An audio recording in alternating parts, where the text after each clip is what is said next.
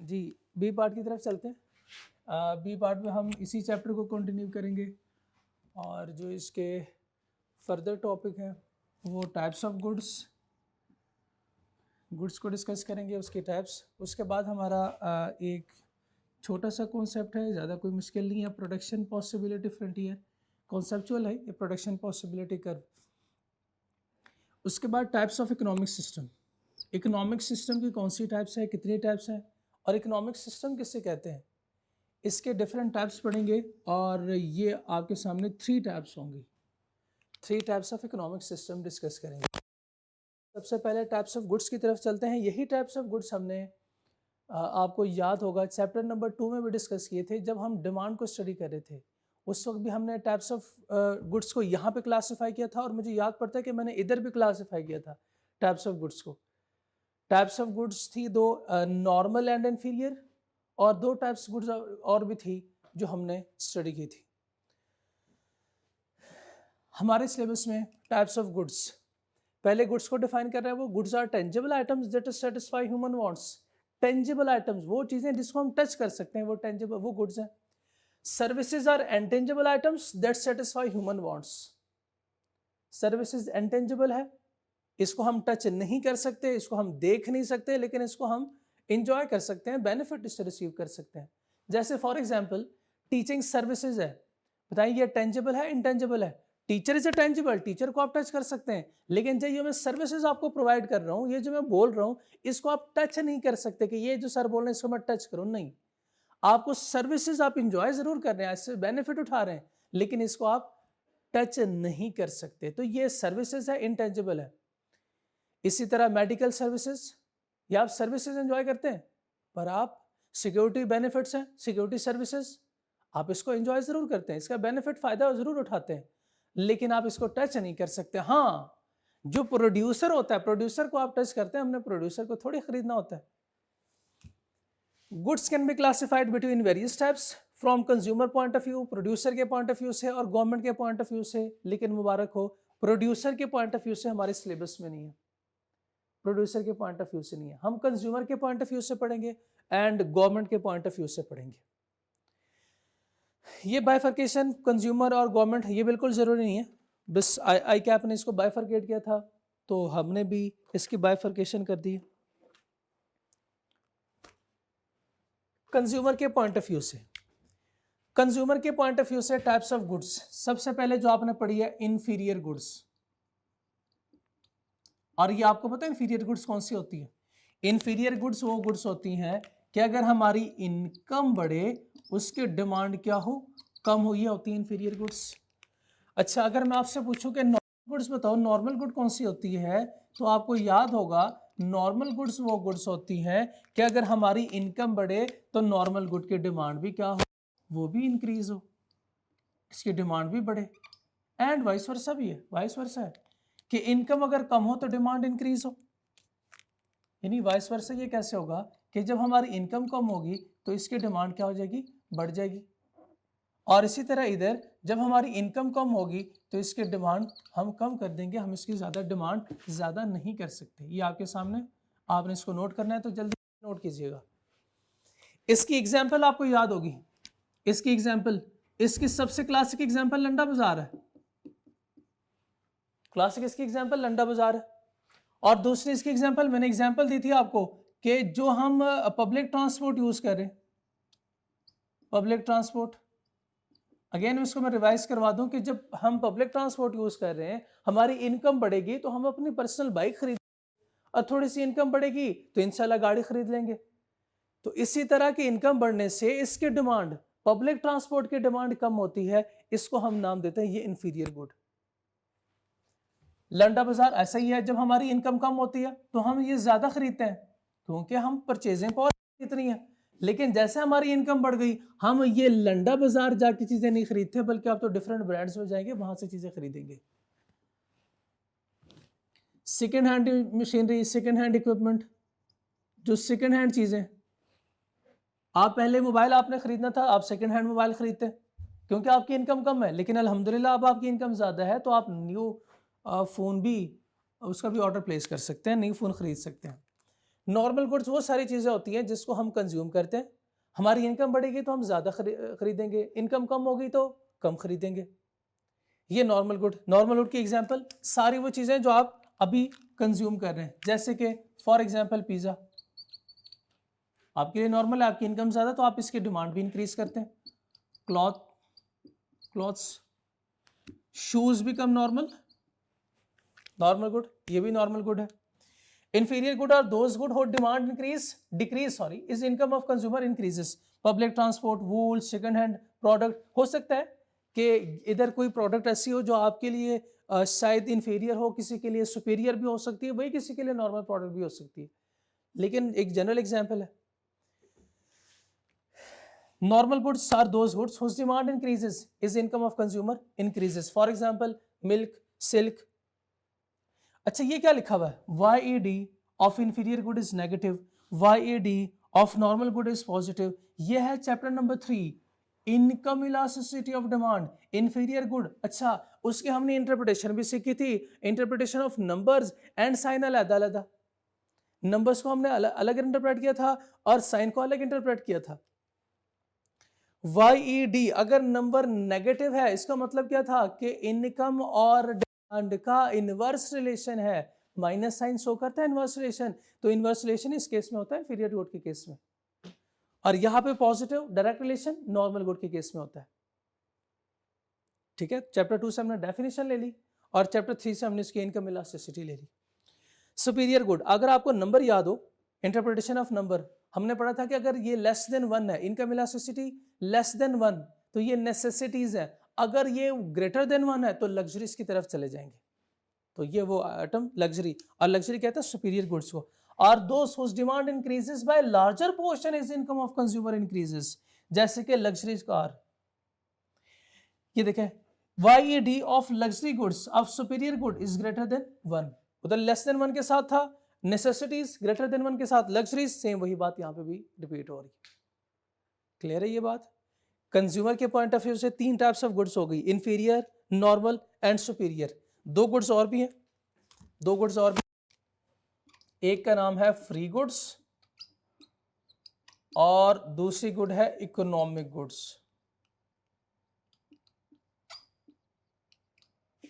Free तो इसके नाम में भी लिखा हुआ है फ्री, फ्री का मतलब क्या, जिसके लिए आपको कोई पैसे ना देने पड़े, आप किसी चीज को सेक्रीफाइस नहीं कर रहे।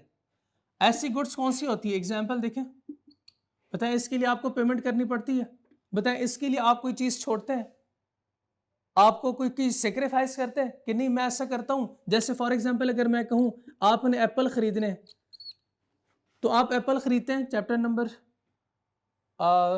उसमें ये SC1 के डेफिनेशन में हमने पढ़ा था कि हमारे पास रिसोर्सेज जो हैं वो अनलिमिटेड नहीं है, रिसोर्सेज लिमिटेड हैं, हमारे जो नीड्स हैं, वांट्स है सॉरी, वो अनलिमिटेड है। एप्पल है फॉर एग्जांपल, बनाना है, अपॉर्चुनिटी कॉस्ट में ये कॉन्सेप्ट पढ़ा हुआ था हमने कि अगर आप एप्पल खरीदते हैं, पैसे इस पे खर्च करते हैं, तो आपको क्या करना पड़ेगा, बनाना को सेक्रीफाइस करना पड़ेगा। ऐसा ही है, बताएं साहब इस एयर को कंज्यूम करने के लिए, इस गुड के लिए हमें कौन सी चीज सेक्रीफाइस करनी पड़ेगी, नहीं ये तो फ्री है, ये तो फ्री है। इसी तरह सनलाइट, इसको हम किसी चीज को सेक्रीफाइस नहीं करते। इसी तरह ओशन वाटर, ओशन मैंने जानबूझ के लिखा है, ड्रिंकिंग वाटर नहीं लिखा मैंने यहाँ, ड्रिंकिंग वाटर जो है वो तादाद में कम है, फ्री नहीं है वो। अच्छा फ्री के डेफिनेशन पे सुने, अब फ्री के डेफिनेशन, एक तो ये है अनलिमिटेड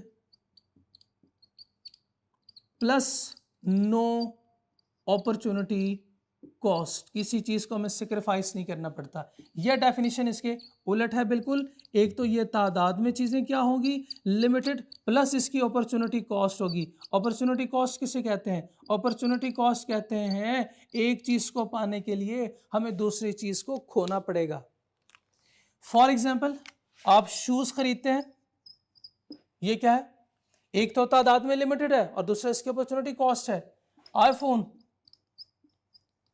तादाद में क्या बेतहाशा है, बेतहाशा बिल्कुल भी नहीं है, लिमिटेड है और अपॉर्चुनिटी कॉस्ट भी होगी, जब आप आईफोन खरीदेंगे तो गुर्दा बेचना पड़ेगा। इसके अलावा इसके जितने भी आप कंजम्पशन, जितने भी स्टोर से चीजें खरीदते हैं, स्टोर से आप जो चीज़ें परचेज करते हैं, स्टोर परचेजेस, ये सारी चीज़ें अपॉर्चुनिटी, इसकी कॉस्ट भी है और तादाद में भी लिमिटेड है, ख़त्म हो सकती है चीज़ें ये। क्लियर? फ्री गुड और इकोनॉमिक गुड, नेक्स्ट पेज पे। Free goods are abundant supply. Abundant supply का मतलब unlimited supply and have no opportunity cost. For example, air, sunlight, ocean, water.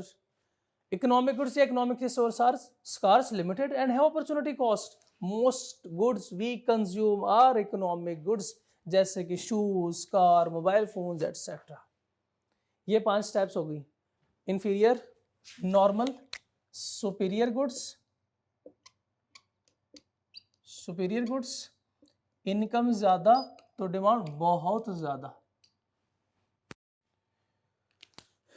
Free good and economic goods, ये types of goods है consumer के point of view से। इसके बाद government के point of view से भी कुछ टाइप्स हैं। गवर्नमेंट के पॉइंट ऑफ व्यू से टाइप्स देखें।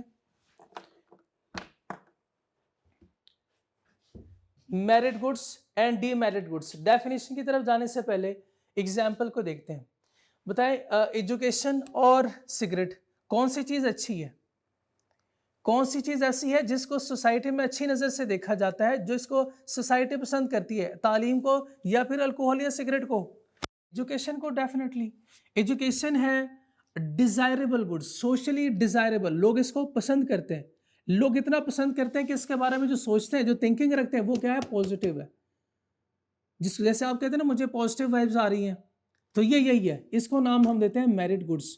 वो सारी चीजें जो लोगों की सेहत के लिए भी अच्छी है, जो सोशली डिजायरेबल है, लोग इसको पसंद भी करते हैं, लोग चाहते भी हैं इसको कंज्यूम करना, और इसके बारे में अच्छी बातें होती है, अच्छी तवक्को रखते हैं कि ये अच्छी चीज है, ये अच्छी चीज है।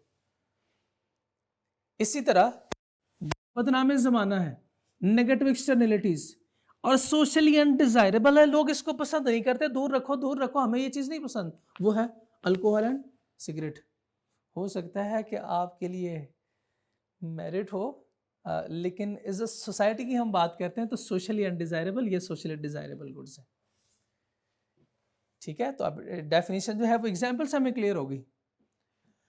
And contribute to social welfare, बहुत अच्छी बात है, माशरे की फलाह के लिए भी यही चीज़ें अच्छी है। दे क्रिएट पॉजिटिव, ये लिखा हुआ है harmful for the society, alcohol और सिगरेट हार्मफुल है फॉर सोसाइटी। मेरिट गुड्स और डीमेरिट गुड्स क्लियर, वो अच्छी चीज़ है, ये खराब बुरी चीज़ है। 3 टाइप्स ऑफ गुड्स और है, इंटरेस्टिंग है। प्राइवेट गुड्स, प्राइवेट गुड्स, लफ्ज प्राइवेट का मतलब क्या? जाती, जाती चीजें। जाती चीजें कौन सी होती है? मेरा फोन मेरा जाती फोन है, इसको कोई इस्तेमाल, जैसे कोई हाथ लगाता है इधर मेरी जान जाती है, इतना जाती नहीं होना चाहिए फोन। प्राइवेट गुड्स है ये। अच्छा, कपड़े जो आपने पहने हुए, जूता जो आपका है, खाना जो आप खाते हैं, ये प्राइवेट गुड्स है, ये आपकी जाती चीजें हैं। जब आप इसको, इन चीजों को इस्तेमाल करते हैं तो ये चीज खत्म हो जाती है। खत्म होने से मुराद यह है कि दूसरे के लिए ये चीज अब अवेलेबल नहीं है। आप जो चीज इस्तेमाल कर रहे हैं, दूसरे के लिए वही चीज खत्म हो गई। हाँ, उस जैसी कोई दूसरी चीज इस्तेमाल करें, जैसी कोई चीज इस्तेमाल करें, लेकिन जो चीज आप इस्तेमाल करें, फॉर एग्जाम्पल आपने बर्गर परचेज किया, वो बर्गर जो आपने परचेज किया वो कोई और इस्तेमाल नहीं कर सकता, कोई और उसके लिए पे नहीं कर सकता, क्योंकि आप ऑलरेडी पे कर चुके हैं। हाँ, उस जैसा दूसरा 1000 बर्गर लगवा लें, लेकिन जो मेरे हाथ में बर्गर है ये कोई और इस्तेमाल नहीं कर सकता। ये बर्गर मैंने खा लिया तो दूसरों के लिए खत्म ही हो गया, ये खत्म ही हो गया। हम अज्यूम करते हैं कि इकोनॉमी में सिर्फ एक ही चीज है, यानी ये फॉर एग्जाम्पल मेरा ही फोन है और किसी के पास कोई फोन नहीं है। जब ये फोन मैंने परचेज किया, बताएं शाबाश, कोई और इसको परचेज कर सकता है? नहीं कर सकता, इसको परचेज नहीं कर सकता। और इसको एंजॉय कौन कर सकता है? मेरे अलावा कोई और इसको एंजॉय कर सकता है? नहीं, क्योंकि इसके लिए पेमेंट मैंने की है, किसी और ने पेमेंट नहीं की। इसका मतलब ये हुआ जो बंदा पेमेंट करता है वही इसको एंजॉय करता है, बेनिफिट को। और ये चीज इस्तेमाल करके खराब हो गई, खत्म हो गई, तो दूसरे के लिए ये अवेलेबल है? बिल्कुल भी नहीं है। हाँ, एक सूरत यह हो सकती है कि मैं इसको इस्तेमाल करूं और मैं किसी और को बेच दूं। अब मेरे पास तो ये चीज नहीं रहेगी ना, जिसने उसके लिए पेमेंट किया अब उसकी होगी, अब मैं दोबारा इसको यूज नहीं कर सकता। कुछ चीजें ऐसी होती हैं, और कुछ चीजें ऐसी होती हैं जिसका आपके पास सिर्फ राइट है कि आप ये साल तक इस्तेमाल कर सकते हैं, उसके बाद फिर आप साल के बाद इस्तेमाल नहीं कर सकते। वो चीज़ मौजूद रहेगी फिर भी, इस्तेमाल अब कोई और कर रहा होगा, इस्तेमाल कोई और कर रहा होगा, लेकिन मेरे इस्तेमाल करने से वो चीज़ ख़त्म भी नहीं हुई। बात समझ आ रही? तो चलो ये एग्जाम्पल डेफिनेशन देखते हैं, इसकी एग्जाम्पल भी देखते हैं। Private goods are those goods जिसके अंदर ये कैरेक्टरिस्टिक्स पाई जाती है। वो कौन सी? राइवलरी, लड़ाई को कहते हैं ना, झगड़े को कहते हैं, और एक्सक्लूडेबिलिटी। Rivalry and excludability. लफ्ज एक्सक्लूडेबिलिटी से तो आपको थोड़ा बहुत आइडिया हो गया होगा कि इसका मतलब क्या है। एक्सक्लूडेबल कहते हैं किसी को किसी के लिए फारिग कर, किसी के लिए अब वो चीज एग्जिस्ट नहीं कर रही, उसको हमने एक्सक्लूड कर दिया। राइवलरी के डेफिनेशन देखें, consumption person, reduce availability for others. जब मैंने इसको कंज्यूम किया तो उसकी अवेलेबिलिटी दूसरों के लिए कम हो जाती है।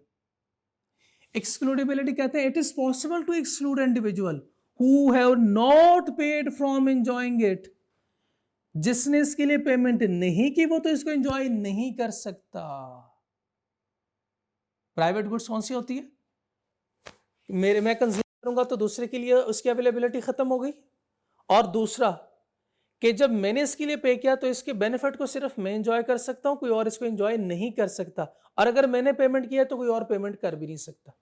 जैसे फॉर एग्जांपल ब्रेड, आपने खा ली ब्रेड तो अब इसकी अवेलेबिलिटी दूसरे के लिए खत्म हो गई। आपने इसके लिए पेमेंट की है तो आप ही इसको परचेज कर सकते हो, कोई और इसके बेनिफिट को एंजॉय नहीं कर सकता। Mobile, clothing and other goods that can be purchased in a store. Clear है? पब्लिक गुड्स, पब्लिक से मुराद क्या है? जिसको हर कोई इस्तेमाल कर सकता है। एग्जाम्पल देखें, सबसे पहले एग्जाम्पल देखें, रोड्स। क्या रोड्स किसी के बाप के हैं? क्या ऐसे होगा कि आप रोड पे जा रहे हैं तो आप किसी और को कह दो भाई मैं जा रहा हूं तो तुम क्यों आ रहे हो, तो उसी रोड पे तुम क्यों चल रहे हो? वो आपसे ये पूछेगा तुम्हारे बाप का रोड है, तुम भी इस्तेमाल करो, हम भी इस्तेमाल कर रहे हैं। क्या ऐसे होता है कि आप रोड पे चलते हैं और उसके बाद पीछे से जो रोड खराब हो जाती है, खत्म हो जाती है कि नहीं, आप तो आगे हो, आपके बाद कोई और इस पे नहीं चल जा सकता? नहीं, आना जाना लगा रहता है उस पर। स्ट्रीट लाइट्स, आपके इस्तेमाल होने के बाद वो सारी लाइटें खराब खत्म हो जाती हैं? नहीं, ऐसे नहीं होता, दूसरे लोग भी इस्तेमाल कर सकते हैं। हाईवेज, नेशनल डिफेंस सिस्टम, इसको आप इंजॉय कर रहे हैं, बल्कि पाकिस्तान का हर इनहेबिटेंट, हर एक बशिंदा इसको एंजॉय कर रहा होता है। क्लब गुड्स, उसके बाद प्राइवेट गुड्स में देखें rivalry and excludability. Public goods में non rivalry, non excludability. Non rivalry का मतलब यह है कि consumption by one person does not reduce availability for others. इसी तरह नॉन एक्सक्लूडेबिलिटी में है कि पॉसिबल है to exclude individual from enjoying it. Impossible to exclude, यानी किसी को कह के ये नहीं कह सकते आप पार्क में गए भाई आप क्यों आए उधर, वो कहेगा पब्लिक पार्क है, मैं नहीं हूं तो ये जी बात कर रहे हो, पब्लिक पार्क है, आपको थोड़ी ये जाती। Club goods are excludable but are not rival. Excludable है, एक्सक्लूडेबल बट नॉट राइवल। अब दो डेफिनेशन इधर से उठाएंगे हम। पहले दो डेफिनेशन थी, उसको हमने उल्टा दिया, उसको हमने रिवर्स कर दिया।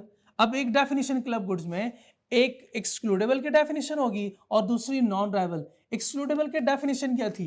It is possible to exclude individual who have not paid from enjoying it. इसकी एग्जांपल सुने, आप बस के टिकट परचेज करते हैं, आपने लाहौर से इस्लामाबाद जाना है, आपने बस के टिकट परचेज की है, मुझे बताएं 4 घंटे यहां से लगते हैं, आप बस में बैठ गए, उस सीट पे आप बैठेंगे या कोई और भी बैठ सकता है? भाई जिसके लिए पेमेंट आपने की है तो उस पर आप ही बैठोगे।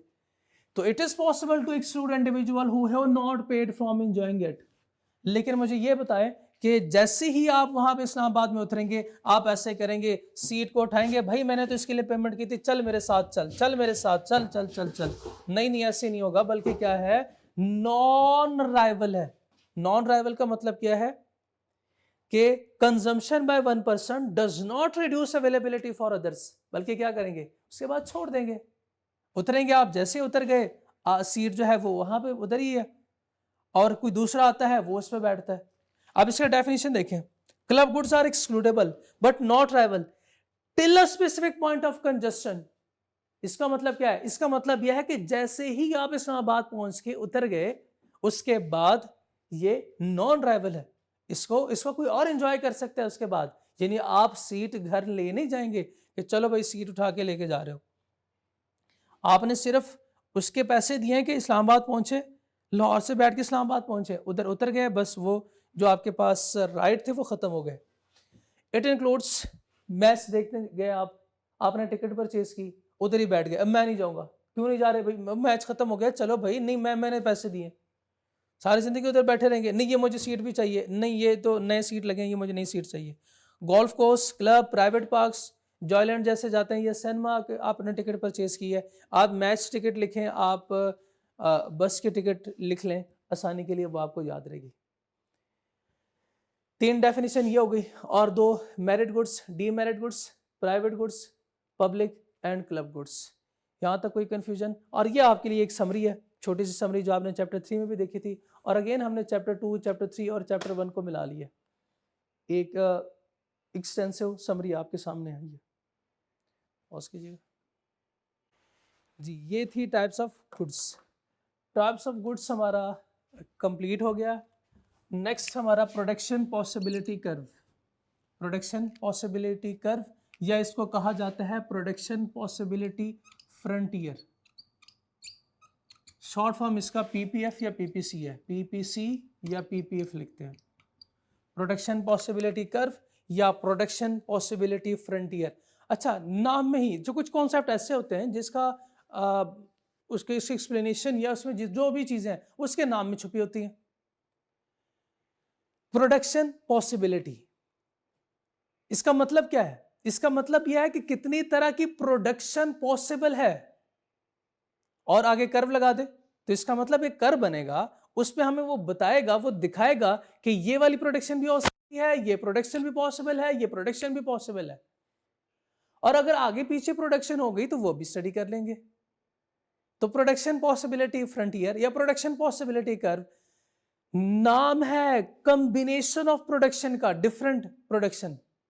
अभी मैं आपके सामने डिस्प्ले नहीं किया, ये नाम है डिफरेंट कॉम्बिनेशन ऑफ प्रोडक्शन का, विच इकोनॉमी कैन प्रोड्यूस।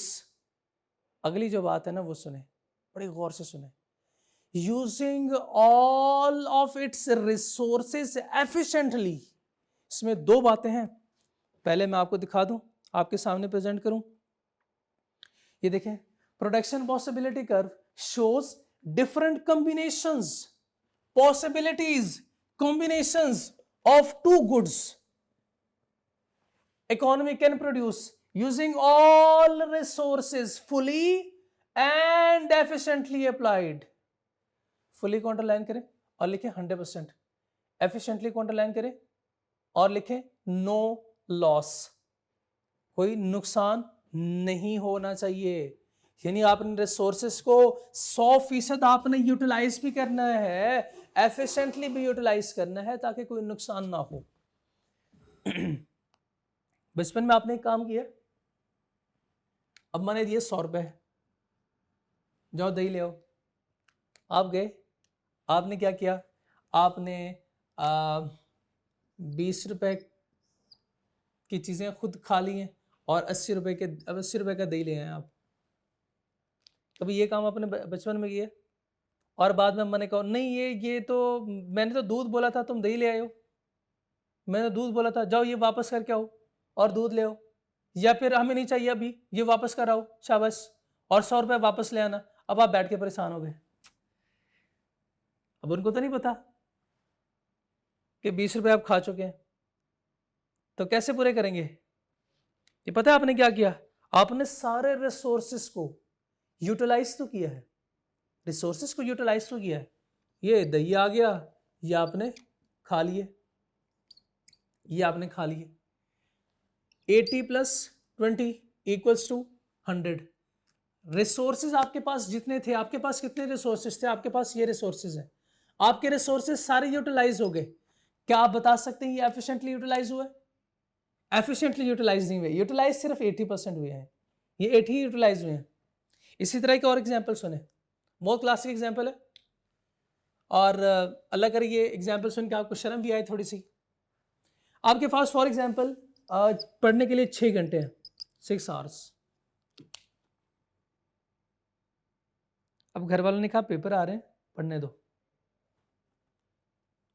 घर वालों ने कहा पढ़ने दो, चल दरवाजा बंद करके आप पढ़ रहे हैं माशाल्लाह। 6 घंटे आप अपने कमरे में ही रहे। आपके पास 6 घंटे थे, आपने 6 के 6 घंटे को यूटिलाइज किया है, 6 के 6 घंटे को आपने यूटिलाइज किया। आप कमरे से बाहर नहीं गए, आप कमरे में उधर ही आप बैठे रहे, 6 घंटे को आपने यूटिलाइज किया। लेकिन ये आपको पता है और अल्लाह को पता है, अल्लाह जानते हैं आपने ये 6 घंटे कैसे यूटिलाइज किए। आजकल बल्कि ये मुनासिब तो नहीं है, लेकिन आप दरमियान में बैठ के वो किताब के बीच में जो है वो मोबाइल रख के मैच देख रहे हैं। बताएं क्या आपने 6 घंटे को यूटिलाइज किया? यस, 6 घंटों को यूटिलाइज किया। यूटिलाइजेशन पूरी है, यूटिलाइजेशन पूरी है। क्या आपने एफिशिएंटली यूटिलाइज किया? नहीं। 2 घंटे जो आपने मैच देखा था वो 2 घंटे के आपके जाया हो गए, तो इसमें से वो माइनस करो, इक्वल्स टू 4 घंटे आपने यूटिलाइज किए एफिशिएंटली, एफिशिएंटली यूटिलाइज किए। लेकिन एफिशिएंटली यूटिलाइज तो है, बताए क्या ये फुल यूटिलाइजेशन है? नो, ये फुल यूटिलाइजेशन नहीं है। तो एक एग्जांपल में हमने अंडर यूटिलाइजेशन ऑफ रिसोर्सेज का कॉन्सेप्ट भी सीखा, और हमने जो ये फुल यूटिलाइजेशन का कि हम इसको फुल यूटिलाइज भी कर रहे हैं, इनएफिशिएंसी भी हो गई, फुल यूटिलाइजेशन भी हो गया। ठीक है, बाहर वाले समझते हैं शायद आपने अपने सारे के सारे रिसोर्सेज को फुल यूटिलाइज किया, बिल्कुल सही समझते हैं, लेकिन अंदर खाते अंडर यूटिलाइजेशन हो रही है, अंदर खाते इनएफिशिएंसी है। क्लियर? ये मॉडल हमें कहता है कि इकोनॉमी में अज्यूम करता है ये 2 गुड्स होंगी, 2 चीजें प्रोड्यूसर प्रोड्यूस करेगा। प्रोड्यूसर 2 चीजें प्रोड्यूस करता है, और वो 2 चीजें हैं फॉर एग्जांपल मिसाइल और व्हीट। इन 2 चीजों की प्रोडक्शन कर रही है। अब 2 चीजों की प्रोडक्शन कैसे होगी? क्या आप अपने सारे के सारे रिसोर्सेज को 100% यूटिलाइज करेंगे और अच्छे से यूटिलाइज करेंगे।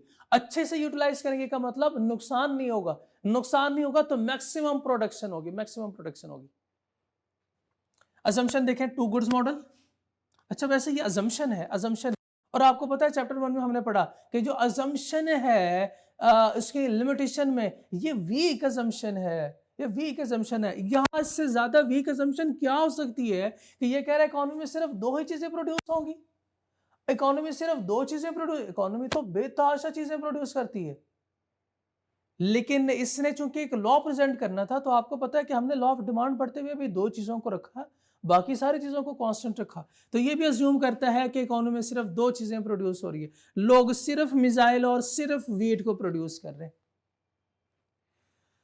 फुल एम्प्लॉयमेंट लेवल, ये बात हमने इधर से ड्राइव की है। उसके बाद full employment level, full utilization of resources, ये इसको लिखेंगे 100% use, and efficient use of resources.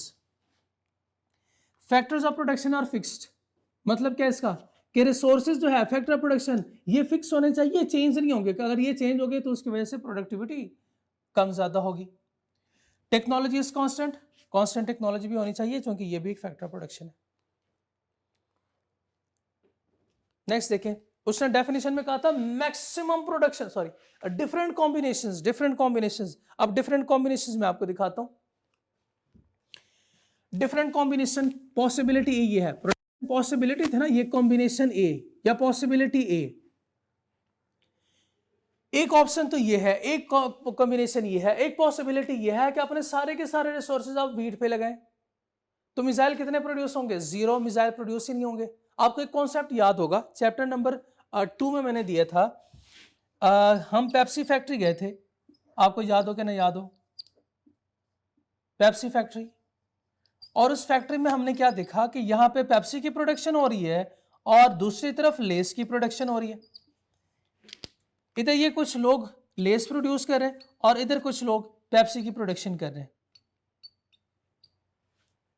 Pepsi की प्राइस ज्यादा हो गई थी तो हमने पेप्सी की सप्लाई बढ़ानी थी। हमने कहा पेप्सी की सप्लाई उस सूरत में बढ़ा सकते हैं जब हमारे पास फैक्टर प्रोडक्शन अवेलेबल हो, यानी फैक्टर प्रोडक्शन को इंक्रीज कर सके। हमने इन लेबर को यहां से निकाल के इधर लगाया था, जिसकी वजह से हमारी सप्लाई प्रोडक्शन बढ़ गई थी और इसकी सप्लाई कम हो गई थी। क्लियर है? ये कॉन्सेप्ट ना मिलता जुलता है, मिलता जुलता है। मैं बताता हूं किससे मिलता जुलता है। देखें, हमने इसको पाना है, इसको पाने के लिए इसको खोना पड़ रहा है, तो अगर किसी चीज को पाने के लिए दूसरी चीज को खोना पड़ता है तो इस कॉन्सेप्ट को हमने नाम दिया था अपॉर्चुनिटी कॉस्ट। किसकी कुछ पाने के लिए कुछ खोना पड़ेगा, तो ये हम पा रहे हैं और ये खो रहे हैं, ये पाया और ये खोया, तो जब हमने खो दिया इसका मतलब यह है कि ये अपॉर्चुनिटी कॉस्ट है उसकी। सेम इसी तरह ये इधर भी है कि अगर हम सारे के सारे रिसोर्सेज को वीट पे लगाते हैं, सारे रिसोर्सेज इधर लगाते हैं, तो मिसाइल की प्रोडक्शन कोई नहीं होगी। एक पॉसिबिलिटी, एक कॉम्बिनेशन ये भी है कि आप ऐसा करो, आपने एक यूनिट ऑफ मिसाइल प्रोड्यूस करना है तो कुछ फैक्टर ऑफ प्रोडक्शन को इधर से निकाल के इधर लगाना पड़ेगा। तो जब इधर से आप फैक्टर प्रोडक्शन को रिड्यूस करेंगे तो इसकी प्रोडक्टिविटी क्या हो जाएगी, इसकी प्रोडक्शन कम हो जाएगी, इसकी प्रोडक्शन बढ़ जाएगी। इधर देखिए एक यूनिट और प्रोड्यूस करे, कॉम्बिनेशन ये भी है कि 2 यूनिट्स ऑफ मिसाइल प्रोड्यूस करो, उसके लिए क्या करना पड़ेगा कि इधर से हमें कुछ रिसोर्सेज और निकालने पड़ेंगे। एक पॉसिबिलिटी, अगर किसी को फॉर एग्जांपल 3 मिसाइल चाहिए तो उसके पास क्या ऑप्शन है, सर उसके पास ऑप्शन ये है कि वो 3 तो ये प्रोड्यूस करें, फिर उससे क्या करना पड़ेगा कि वीट की प्रोडक्शन को रिड्यूस करना पड़ेगा। सेम इज द केस 4 और 5 में है। और 5 में आप देखें पॉसिबिलिटी एफ, कॉम्बिनेशन एफ, एक ऑप्शन एफ भी है हमारे पास। अगर ये ऑप्शन हम अचीव करते हैं, ये हम अटेन करते हैं, तो इसमें हमें क्या करना पड़ेगा, सारे के सारे रिसोर्सेज को मिसाइल पे लगाना पड़ेगा। जब ये सारे रिसोर्सेज इधर अप्लाई करेंगे तो वीट की प्रोडक्शन क्या होगी, वीट की प्रोडक्शन नहीं होगी, क्योंकि हमने इधर रिसोर्सेज को लगाया ही नहीं है। इधर हम रिसोर्सेज को लगा ही नहीं रहे, सारे रिसोर्सेज तो इधर लग रहे हैं। तो जिस पे रिसोर्सेज ज्यादा लगेंगे उसकी प्रोडक्शन ज्यादा होगी, जिस पे रिसोर्सेज कम लगेंगे उसकी प्रोडक्शन कम होगी। या अगर सारे रिसोर्सेज इधर लगाएंगे तो ये प्रोडक्शन खत्म हो जाएगी। इस बेस पे अगर हम एक कर्व बनाना चाहें तो वो कर्व कैसे बनेगा, एक कर्व ड्रॉ कर रहे हैं हम, प्रोडक्शन पॉसिबिलिटी का कर्व होगा वो।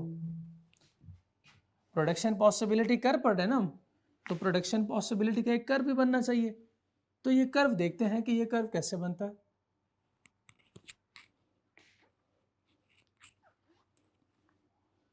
एक तरफ क्या होगा वीट और दूसरी तरफ मिसाइल।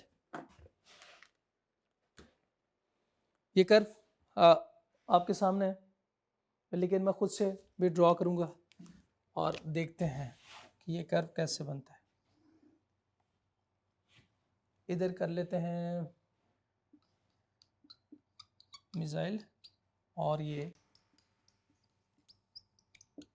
आप इसको चेंज भी कर सकते हैं, कोई मसला नहीं।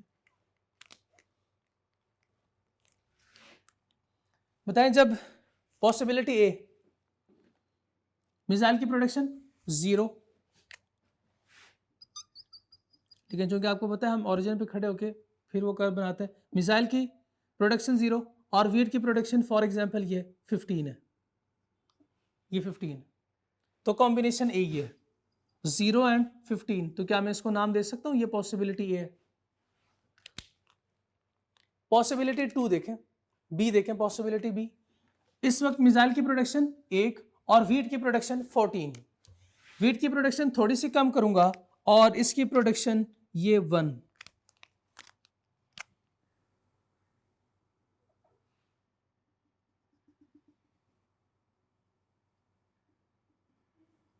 ये बी पॉइंट आ गया। सी, एक कॉम्बिनेशन और है, इधर मिसाइल की प्रोडक्शन 2 और वीट की प्रोडक्शन 12। मैं अज्यूम करता हूं ये 14 है और ये 12, और इधर 2 इधर अज्यूम करते हैं। पॉसिबिलिटी सी, डी कर लें 3 एंड 9, 3 एंड 9, इधर हम करते हैं 3 इसको और 9 फिर हो जाएगा ये।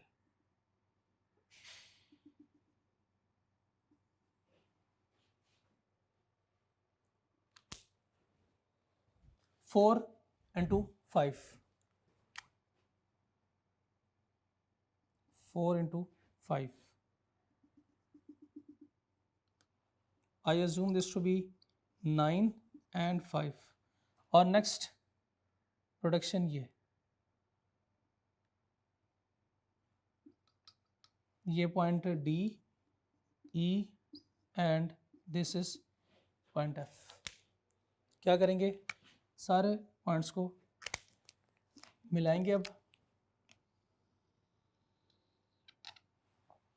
स्ट्रेट लाइन बनाइए, स्ट्रेट लाइन नहीं बना, ये ऐसे राउंड है, कर्व है, ये कर्व, ये राउंडेड शेप, ये इसका कर्व बना है, प्रोडक्शन पॉसिबिलिटी कर्व। इसको मैं नाम देता हूं PPC या PPF। क्लियर है?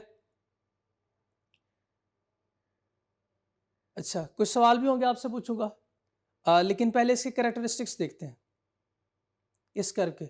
एक तो ये डाउनवर्ड स्लोप है, एक तो ये डाउनवर्ड स्लोप है, और दूसरा ये कॉनकेव टू द ओरिजिन है। कॉनकेव टू द, कॉनकेव ऐसे होता है ना, कॉनकेव, कॉनकेव ऐसे होता है, ये जो होता है ये कॉन्वेक्स होता है, ये कॉन्वेक्स होता है।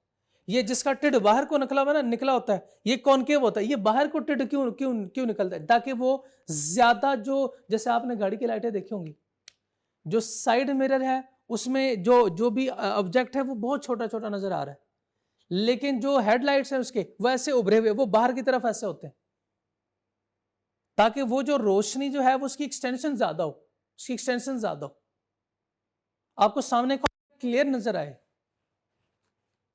ये बाकी फिजिक्स की बातें आप लोगों ने शायद वहां पे पढ़ा होगा, लेंसेज के टॉपिक में था कोई ऐसा, और ग्लास वगैरह कुछ इस तरह थे। तो ये कॉनकेव टू द ओरिजिन है, concave to the origin and downward slope. इसके कैरेक्टरिस्टिक्स हैं, number 1 downward slope, downward slope, and number 2 concave to the origin. एक तीसरे नंबर पे लिखा हुआ है due to law of diminishing return. ये भी बताता हूं कि ये रीजन कैसे और क्यों है। डाउनवर्ड स्लोप, इसकी रीजन कैसे? डाउनवर्ड स्लोप ऐसे है, जैसे आपने डिमांड में पढ़ा था कि प्राइस और डिमांड का रिलेशन क्या होता है, वो डायरेक्ट होता है, इनवर्स होता है। इनवर्स रिलेशन, प्राइस ज्यादा तो क्वांटिटी डिमांडेड कम, इनवर्स रिलेशन है between price and quantity demanded.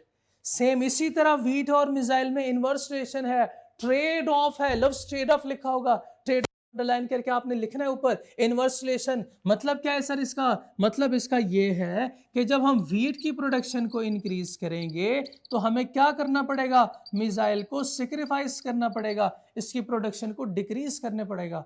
और जब हम मिसाइल की प्रोडक्शन को इंक्रीज करेंगे तो इसको हमें रिड्यूस करना पड़ेगा। यह है inverse relation between wheat and missile, या trade off between two goods कहते हैं, आप कह सकते हैं आप।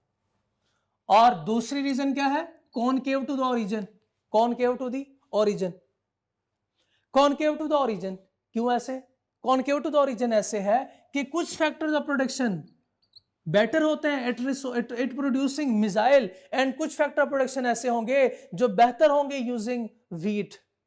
फॉर एग्जाम्पल फैक्टर प्रोडक्शन आपको पता है 4 है, लैंड, लेबर, कैपिटल और एंटरप्राइज। आपके पास जरखेज जमीन है तो उससे क्या आप मिसाइल प्रोड्यूस करेंगे? नहीं, आप कहेंगे कि मेरे लिए मुझे जरूरत ही नहीं है। अब मेरे पास जो बेटर ऑप्शन है वो यह है कि व्हीट की प्रोडक्शन करूं। आपके पास फॉर एग्जांपल इंजीनियर मौजूद है जो मिसाइल प्रोड्यूस कर सकते हैं, जो इसको पता नहीं क्या कहते हैं, ये जो यही चीजें प्रोड्यूस करते हैं। अगर आपके पास वो इंजीनियर मौजूद है तो आप उनसे ये कहेंगे चलो भाई सारे आ जाओ, हम तो गंदम की प्रोडक्शन करेंगे। वो कहेंगे वो कैसे प्रोडक्शन होती है? वो आपसे फॉर्मूला उसका पूछेंगे, वो आपसे ये कहेंगे सर इसमें वो बारूदी मवाद कितना डालते हैं। आप कहोगे यार हमने गंदम की प्रोडक्शन करनी है, हमने खेत में बारूद थोड़ी हम उगा रहे हैं, हम तो व्हीट क्यों उगा रहे हैं, हम तो व्हीट डालेंगे उसमें। तो कुछ रिसोर्सेज जो है वो बेटर है at producing missile and some are better at producing wheat. ये बात पहले भी बताई थी, जिसका काम उसी को साजे, जो जिस काम में एक्सपर्ट होगा उसे चाहिए वही काम करे। आपके रिसोर्सेज अगर व्हीट प्रोड्यूस करने में अच्छे हैं तो आप व्हीट प्रोड्यूस करें, अगर आपके रिसोर्सेज जो है वो बेहतर हैं टू प्रोड्यूस मिसाइल तो आप व्हीट की प्रोडक्शन ना करें, फिर मिसाइल की प्रोडक्शन करें। ये तो एक एग्जाम्पल है ना, तो एक एग्जाम्पल है। प्रोड्यूसर के पास तो 2 ऑप्शन है, वो या तो गुड ए प्रोड्यूस करे या गुड बी, तो गुड ए कोई भी हो सकती है, गुड बी भी सेम कोई भी हो सकती है, कोई भी चीज। Law of diminishing return, law of diminishing return, law of diminishing return ये है कि जब हम एक चीज को इंक्रीज करेंगे, जैसे वेरिएबल फैक्टर प्रोडक्शन को इंक्रीज करेंगे, तो हमने पढ़ा था जिसमें एक की प्रोडक्टिविटी दूसरे की डिक्रीज होगी, लेबर को इंक्रीज करेंगे तो प्रोडक्टिविटी डिक्रीज होगी, ये भी इनवर्स रिलेशन है। तो ये भी एक रीजन है, लेकिन ये कोई ज्यादा कोई इंपॉर्टेंट नहीं है, बस सिर्फ आपने याद रखना है लॉ ऑफ डिमिनिशिंग रिटर्न। तो नेक्स्ट आगे इसके कैरेक्टरिस्टिक्स हैं, वो आपके सामने, ये कैरेक्टरिस्टिक्स हैं। It has downward slope, two characteristics, it is concave to the origin, concave to the origin में लॉ ऑफ डिमिनिशिंग रिटर्न भी है, लॉ ऑफ डिमिनिशिंग रिटर्न भी clear. Law of diminishing return, ये लॉ ऑफ रिटर्न में पढ़ा था आपने, law of variable proportion में, उसके अजम्पशन में भी ये बात लिखी हुई थी, अजम्पशन में भी ये बात लिखी हुई थी। और मैंने बताया था कुछ रिसोर्सेज बेहतर होते हैं at producing good A and some are better at producing good B. Clear है ये? अच्छा, आपसे मेरा सवाल ये है कि एक पॉइंट इधर है, पॉइंट फॉर एग्जांपल जी, क्या आप इस पॉइंट को अचीव कर सकते हैं? ये तो वो सारे पॉइंट्स हैं ना, ये इसके बारे में पहले मैं बता दूं, ये वो सारे पॉइंट्स हैं जब हम अपने सारे के सारे रिसोर्सेज को फुली और एफिशिएंटली यूटिलाइज कर रहे हैं, हम फुली एंड एफिशिएंटली यूटिलाइज कर रहे हैं, तो फिर ये सारे पॉइंट्स अचीव होंगे, ये सारे पॉइंट्स अचीव होंगे। यानी इसका दूसरा मतलब ये है कि इस पीपीसी या पीपीएफ ये कर्व के ऊपर जितने भी पॉइंट होंगे, जितने भी पॉइंट होंगे, वो सारे एफिशिएंट पॉइंट कहलाएंगे। सारे पॉइंट्स क्या होंगे? एफिशिएंट होंगे। अगर कोई पॉइंट इनसाइड द कर्व है या कोई पॉइंट आउटसाइड द कर्व है, दोनों के बारे में आप बता सकते हैं? ये तो वो पॉइंट है ना कि आपके पास 6 घंटे थे और आप 6 घंटे आप पढ़ रहे हैं, कोई टाइम जाया नहीं कर रहे, कोई टाइम जाया नहीं कर रहे। ये पॉइंट शायद होगा 8 घंटे का पॉइंट और ये शायद होगा 4 घंटे का point, 4 hours, 6 our and 8 hours. इधर देखें शाबाश, ये 4 आवर में मसला क्या था? 4 आवर में मसला क्या था? 4 आवर में मसला था अंडर यूटिलाइजेशन का, अंडर यूटिलाइजेशन का। आप एफिशिएंटली इसको यूज नहीं कर रहे, अंडर यूटिलाइज कर रहे हैं। तो ये पॉइंट क्या अचीवेबल है? यस, ये बिल्कुल अटेनेबल है। कैसे अटेनेबल है? हम कब में बन जाएंगे, हम काम नहीं करेंगे तो ये पॉइंट अचीव होगा। हम अपना टाइम जाया करेंगे तो ये पॉइंट अचीव होगा। इसका मतलब point inside the curve achievable है, लेकिन उसमें होगा क्या? इनएफिशिएंसी आपकी होगी। बताएं शाबाश, क्या ये पॉइंट अचीव कर सकते हैं? हमारे पास सही 6 घंटे, तो 8 घंटे कैसे पढ़ सकते हैं? आपको रॉबिन्स की डेफिनेशन याद होगी।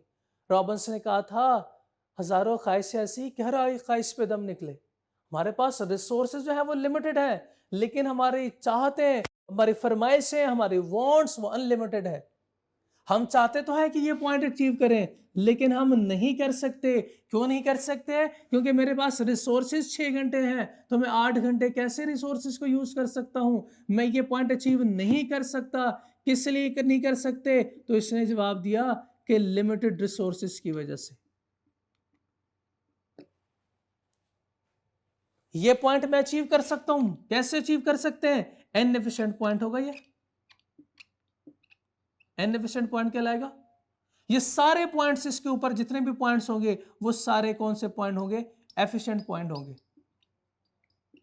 सारे पॉइंट्स एफिशिएंट पॉइंट्स होंगे। चलें आप देखें,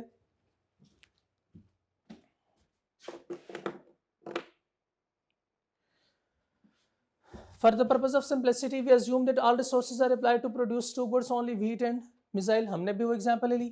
This frontier show all possible options which a society can choose। all possible options का मतलब यह है कि A B C D E which a society can choose between wheat and missile। हो सकता है कोई प्रोडक्शन जो है वो सिर्फ wheat करना चाह रहा हो, उसके लिए भी एक ऑप्शन अवेलेबल है। हो सकता है कोई सिर्फ मिसाइल प्रोड्यूस करना चाह रहा हो, उसके लिए एक ऑप्शन अवेलेबल है। हो सकता है वो दोनों की प्रोडक्शन करना चाह रहे हो, तो दोनों में डिफरेंट ऑप्शंस आपके सामने थी।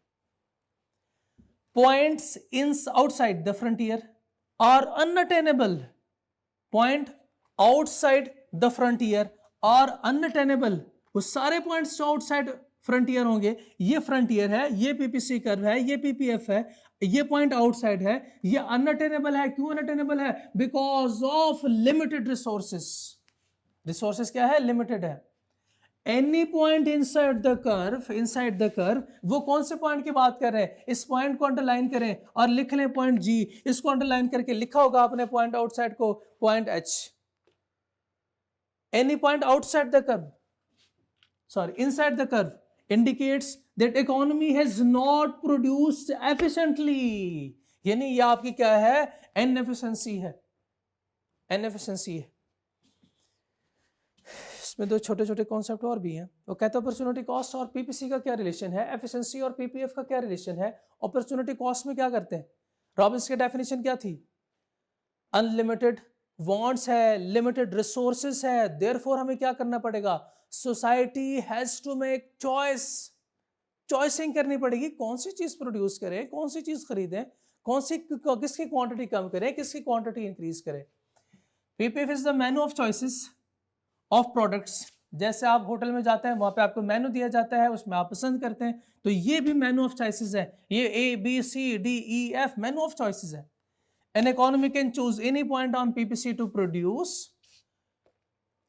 for example B और C या D, आप अपनी मर्जी से कोई भी प्रोड्यूस कर सकते हैं।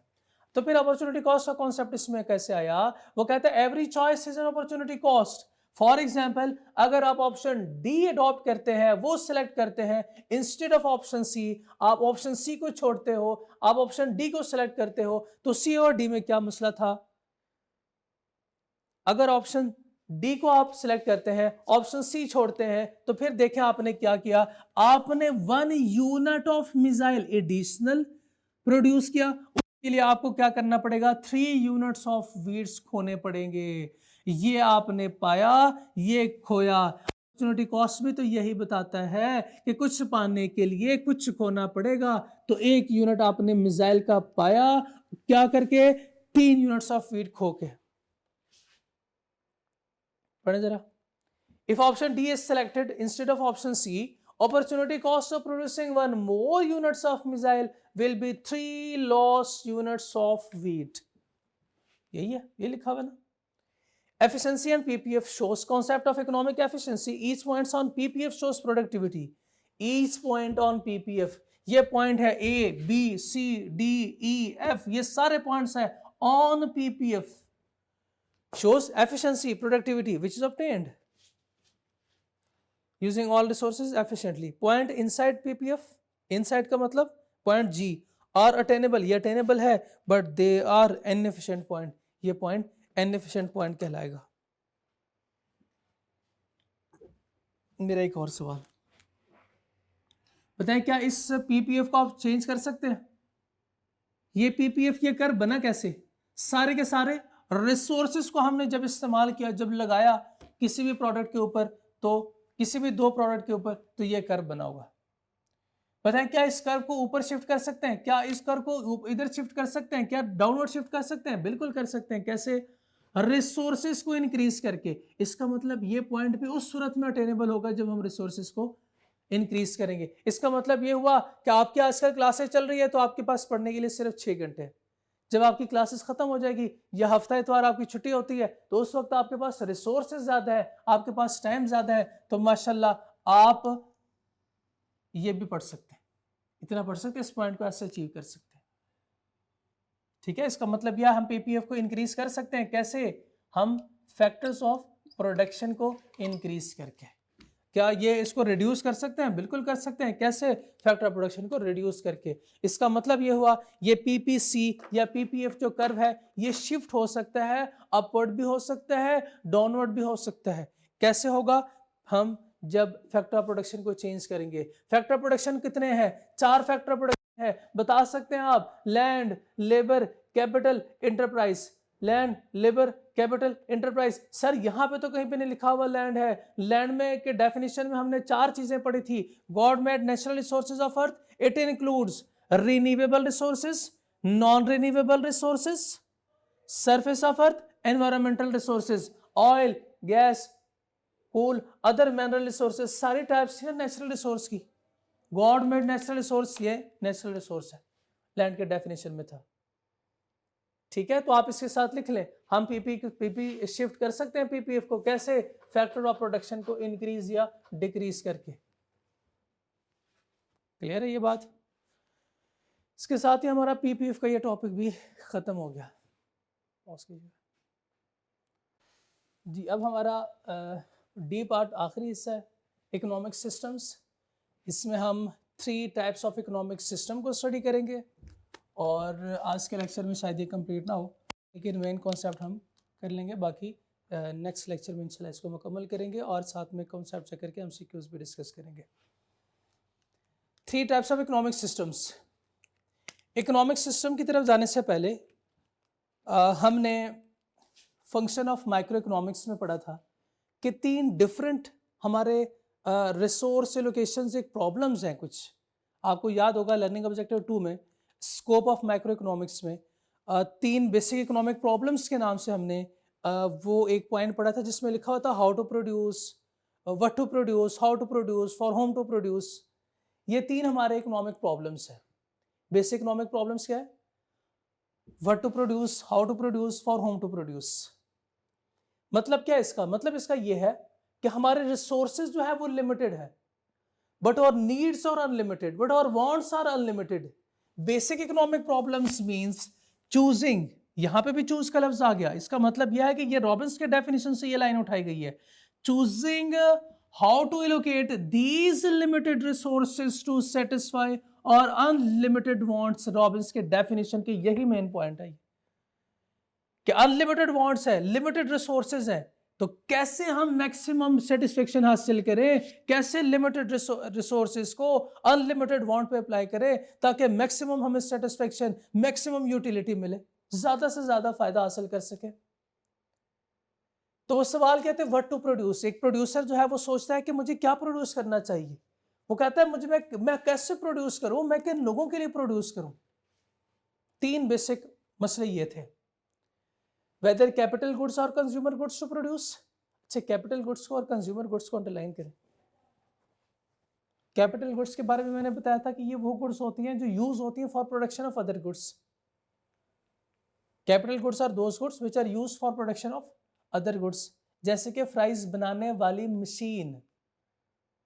और कंज्यूमर गुड्स जो डायरेक्टली कंज्यूमर कंज्यूम करता है, जैसे कि फ्राइज। How to produce. अच्छा, अब इन्होंने डिसाइड करना है कि हमें कैपिटल गुड्स प्रोड्यूस करने चाहिए, हमें फ्राइज बनाने वाली मशीनें प्रोड्यूस करनी चाहिए, हमें मशीन प्रोड्यूस करनी चाहिए। With what resources and what production technique to use, कैसे इसको प्रोड्यूस किया जाए। For whom to distribute good and how much, किसके लिए हम ये प्रोड्यूस करें और कितनी क्वांटिटी में इसको प्रोड्यूस करें। 20 मिनट 20 हमारे सामने ये एक मॉडल है, इसमें 3 डिफरेंट इकोनॉमिक सिस्टम्स हैं। आपको सिस्टम पहले मैं इंट्रोड्यूस करूं, उसके बाद वहां पे चलते हैं, बेसिक कॉन्सेप्ट आज समझते हैं, उसके बाद फिर नेक्स्ट लेक्चर में इसको हम कंक्लूड करेंगे। इकोनॉमिक सिस्टम है सोल्यूशन का नाम, which resolve. Economic system is a system which resolve basic economic problems. ये प्रॉब्लम्स कौन सी है basic economic? What to produce, how to produce, for whom to produce, by making 3 resource allocation decision। कैसे अपने resources को आप allocate करें, इस डिसीजन का नाम है इकोनॉमिक सिस्टम। रिसोर्सेस को कैसे एलोकेट करें, इस डिसीजन का नाम क्या है? Economic system. What to produce, how to produce, for whom to produce, ये 3 मसले थे हमारे। ये बेसिक इकोनॉमिक प्रॉब्लम है। इसका सोल्यूशन जो है वो हमारा इकोनॉमिक सिस्टम हमें देता है। There are 3 economic systems, free या मार्केट इकोनॉमी, प्लान्ड या command economy and mixed economy. ये 3 इकोनॉमिक सिस्टम्स हैं, फ्री या मार्केट इकोनॉमी, प्लान्ड इकोनॉमी और मिक्स्ड इकोनॉमी। फ्री या मार्केट इकोनॉमी देखें, फ्री या मार्केट इकोनॉमी के साथ इधर आप लिखें market forces yes, government no. मतलब क्या है इसका? कि सारे के सारे रिसोर्सेज किसके कंट्रोल में, किसके हाथ में है? मार्केट फोर्सेस के हाथ में। इसमें गवर्नमेंट की इंटरवेंशन नहीं होगी, गवर्नमेंट की इंटरवेंशन नहीं होगी। अब एक्सप्लेन करते हैं आगे। यानी मार्केट फोर्सेस ने, मार्केट फोर्सेस कौन? बायर और सेलर। बायर और सेलर ने डिसाइड करना है कि हमने रिसोर्सेज कैसे यूटिलाइज करना है, किन चीज़ों के ऊपर खर्च करना है, कैसी कोई चीज़ प्रोड्यूस करनी है, कितनी क्वांटिटी में प्रोड्यूस करनी है, किसके लिए प्रोड्यूस करनी है। जैसे हमारे मसले थे what to produce, how to produce, for whom to produce, तो यहाँ पे मार्केट फोर्सेस डिसाइड करेगी, बायर और सेलर डिसाइड करेगा कि क्या प्रोड्यूस होना चाहिए, कैसे प्रोड्यूस होना चाहिए और किन लोगों के लिए हमें प्रोडक्शन करनी चाहिए। ये डिसीजन कौन लेगा, ये डिसीजन किसके कंट्रोल में, किसके हाथ में होंगे, मार्केट फोर्सेस के हाथ में।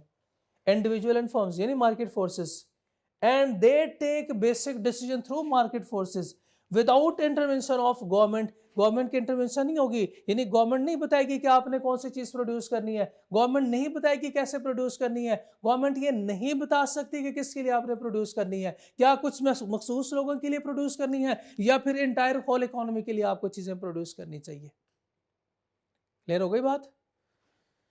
This is also called as laissez faire. Laissez faire को अंडरलाइन करें, फ्रेंच टर्म है, इसका मतलब है हमें हमारे हाल पे छोड़ दो, let us free, let us free और hand off by government economy. Hand off यानी गवर्नमेंट के हाथ खड़े हैं, गवर्नमेंट के हाथ खड़े, भाई हम कुछ नहीं कर सकते, हमारे कंट्रोल में नहीं है, हम नहीं डिसाइड कर सकते कि क्या प्रोड्यूस होना चाहिए, हम नहीं डिसाइड कर सकते कि कौन कैसे प्रोड्यूस होगा, और ये हम नहीं बता सकते, ये डिसीजन हमारे कंट्रोल में नहीं है कि किसके लिए प्रोड्यूस होनी चाहिए चीजें। इसका मतलब ये हुआ कि प्रोड्यूसर की मर्जी है, कंज्यूमर की मर्जी है, वो जो मर्जी प्रोड्यूस करे और कंज्यूमर जो मर्जी कंज्यूम करे, गवर्नमेंट की इंटरवेंशन नहीं होगी। चलें जी, फ्री या मार्केट इकोनॉमी के डिसीजन देखते हैं। व्हाट टू प्रोड्यूस, मैं आपसे सवाल पूछूंगा, आपने मुझे बताना है। यहाँ पे इनका जो स्कोप वो होगा सिर्फ और सिर्फ merit goods, merit goods, no demerit good भी प्रोड्यूस कर सकते हैं।